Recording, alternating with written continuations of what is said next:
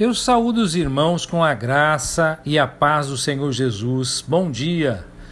Amados, hoje entramos no 4º dia de exposição do livro do profeta Isaías. Aqui com vocês, professor Fábio Machado. E hoje eu estarei expondo do capítulo 10 até o capítulo 12. No capítulo 10, versos 1 e 2, a ira de Deus agora está direcionada contra uma nova liderança que assumiu, e ela é pior do que a antiga. Eles não têm consideração pela justiça ou pelos fracos. Emitem decretos injustos e seus administradores os escrevem em termos que só causarão problemas. E o objetivo é evitar que os necessitados obtenham justiça e tirar os direitos das pessoas, especialmente dos indefesos. Assim, as viúvas e os órfãos, aqueles sem braço forte para defendê-los, serão saqueados, serão expoliados e se tornarão vítimas. No verso 3, mas esses mesmos líderes precisam considerar o fato de que Deus vê o que eles fazem e lhes fará uma visita. Ele exigirá a justiça que eles falharam em fazer. E ele fará isso trazendo de longe alguém que causará desolação entre eles. E a quem eles pedirão socorro? No verso 4, o resultado final é que eles, que expoliaram os outros e se exibiram sobre eles, não terão para onde ir. Cada um deles se curvará e se encolherá como o menor dos prisioneiros, e muitos deles cairão entre os mortos. Mesmo assim, a ira de Deus ainda não será amenizada. Resta o julgamento final, a cessação total de Israel como nação. Dos versos 5 a 15 do capítulo 10, Deus primeiro chama seu instrumento selecionado para agir, mas depois o repreende por sua reação exagerada. Nos versos 5 e 6, Deus agora chama a Assíria para agir como a vara de sua ira contra Samaria e contra Judá e Jerusalém. Os assírios têm em suas mãos os meios de castigo e punição que expressarão a raiva bufante e a ira de Yahvé. Assim, a Assíria é enviada por Yahvé contra o povo que o rejeitou, o povo contra o qual Deus está irado. Seu encargo é coletar despojos, obter despojos e pisar no povo como os homens pisam na lama das ruas.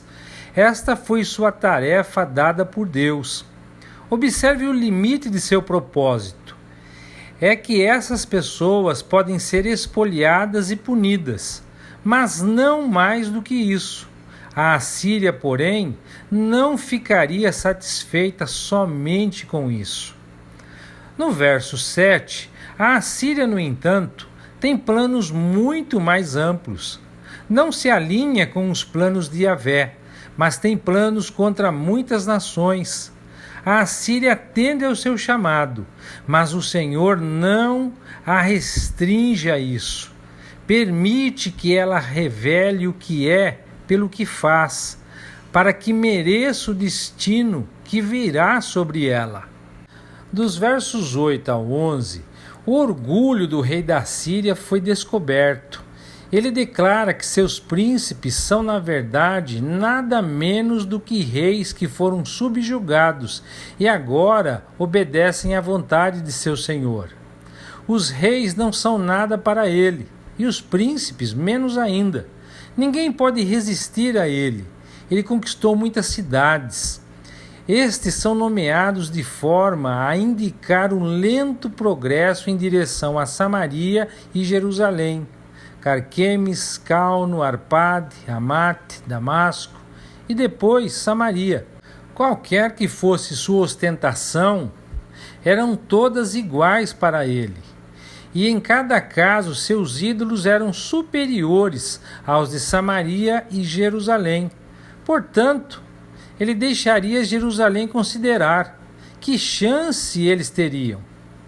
No verso 12, a orgulhosa ostentação da Síria é notada, e por causa disso, uma vez que eles tenham cumprido o propósito de Deus, sua ostentação e seu comportamento à luz disso serão visitadas sobre eles.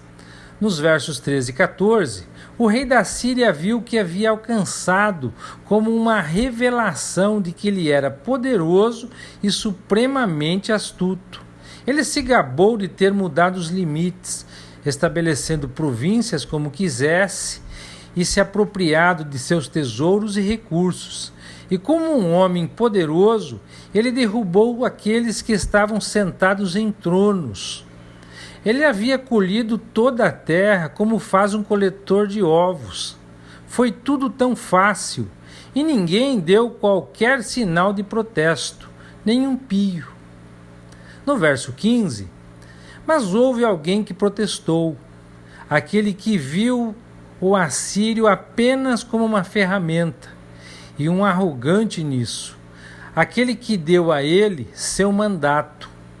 Será que um machado ou uma serra se gabarão do carpinteiro e farão grande diferença? É claro que não. Dos versos 16 a 19 do capítulo 10, a Assíria seria punida por sua arrogância. Portanto, o Senhor Yahvé dos exércitos. Há uma ênfase deliberada no grande Senhor soberano, Yahvé de todas as hostes do céu e da terra, em contraste com o agora exultante, mas que logo se tornaria humilde, rei da Síria, que adorava as hostes do céu. Yahvé dos exércitos irá agora colocá-lo firmemente em seu lugar. Toda a pompa e glória serão queimadas, isto é, desaparecerão como se tivessem sido consumidas. O destino que a Assíria infligiu a Israel seria no final o seu próprio destino. Floresta e campo frutífero cobre todo o seu território natural e cultivado, princípio de vida e corpo. Isso nos lembra que seres humanos estiveram envolvidos. Portanto, o declínio do poder assírio é comparado à morte lenta de um homem doente.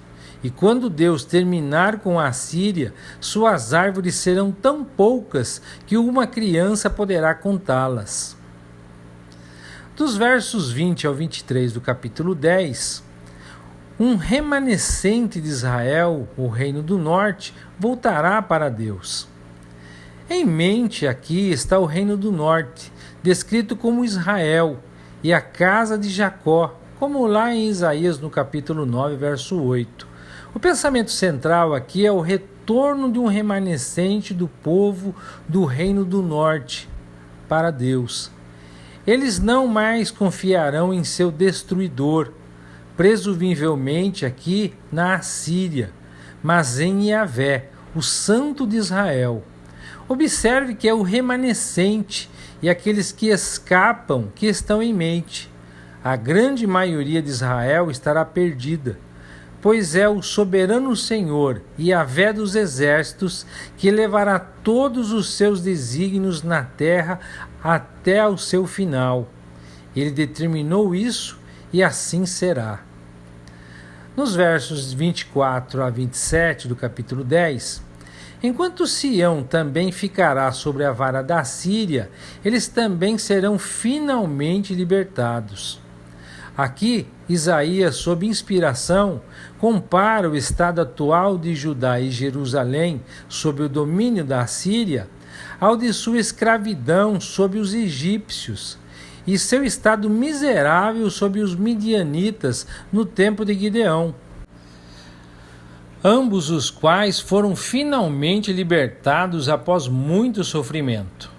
Mas em pouco tempo a ira de Deus contra seu povo será aliviada, e sua ira será revelada em sua destruição da Assíria. Deus levantará um flagelo e flagelará tanto a Assíria como o Egito, que açoitou Israel. e os massacrará como massacrou Midian em Horebe, simbolizada por seu príncipe morto, como vemos em Juízes, no capítulo 7, verso 25. Por fim, Isaías assegura a Judá e a Jerusalém que seu fardo será removido e o jugo será tirado deles. A Assíria não mais os sobrecarregará, nem exigindo tributo ou outros serviços, nem controlando e conduzindo a sua vontade. Nos versos 28 a 32 do capítulo 10, nós vemos o avanço da Assíria sobre Jerusalém. O lento e impiedoso avanço do rei da Síria, a vara de castigo de Deus, é agora descrito. Cada nome mencionado representa uma tragédia de matança e destruição. O povo estremece com seu avanço e são cruelmente afastados, esmagados e massacrados. Por fim, ele atingiu seu objetivo. Todas as matanças, assassinatos e caos tiveram esse propósito em mente. Jerusalém está finalmente ao seu alcance. Ele balança os punhos para ela e está convencido de que, como todos antes dela, ela logo será conquistada. Mas ele não percebe que está sacudindo o punho para a filha de Yahvé, Sião, e que dentro de Jerusalém está o monte Sião. Então ele logo aprenderá que sua batalha com Yahvé apenas começou. E nós vamos ver que o Senhor vai intervir e logo ele sofreria uma derrota esmagadora. No capítulo 11, dos versos 1 a 4, nós temos a vinda do filho de Jessé. A palavra traduzida por tronco significa o elemento básico da árvore. Aqui, o estoque é Jessé, o pai de Davi, e também da casa davídica. Um broto sairá do tronco e um galho ou broto também sairá das raízes. O ramo falido da casa davídica foi substituído por um galho novo. E este é o rebento e esta muda que dará o fruto que Deus esperava daquela casa.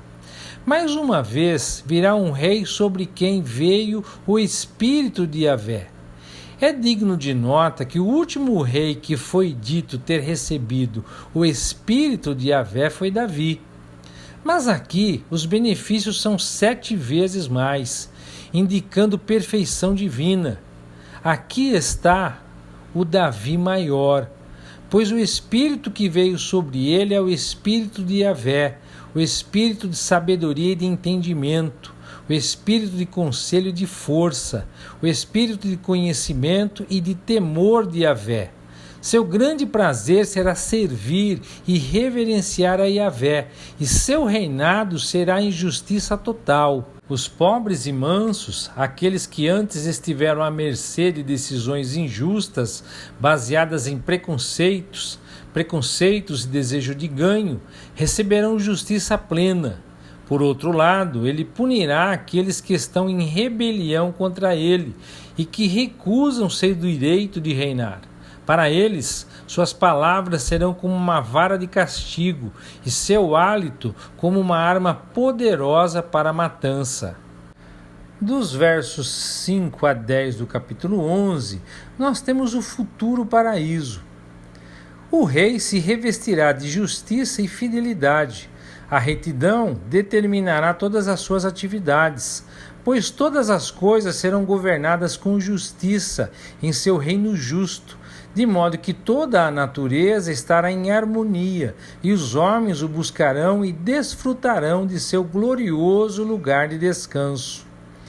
Tal será sua regra justa, de que toda a natureza estará em harmonia. A imagem é maravilhosa. Os predadores e as presas compartilhando sua comida e estilo de vida juntos e em paz. E seus filhos todos em harmonia. E todos estarão em harmonia com o homem, cujos filhos terão controle sobre tudo. Como vemos lá em Gênesis 1:28, que é aqui totalmente cumprido. Assim, não haverá mais morte, não haverá mais dor, não haverá mais inimizade, não haverá mais lágrimas, pois toda a natureza terá pleno conhecimento de Yahvé e será obediente à sua vontade. Esta é uma imagem do reino eterno. Tudo será aperfeiçoado exatamente como se pretendia no início da criação. O novo rei, a raiz de Jessé, levantará sua bandeira, e todas as nações e pessoas buscarão a ele e desfrutarão seu glorioso lugar de descanso junto com os animais e crianças. Nos versos 11 ao 16 do capítulo 11, nós vemos agora a restauração de Israel e Judá.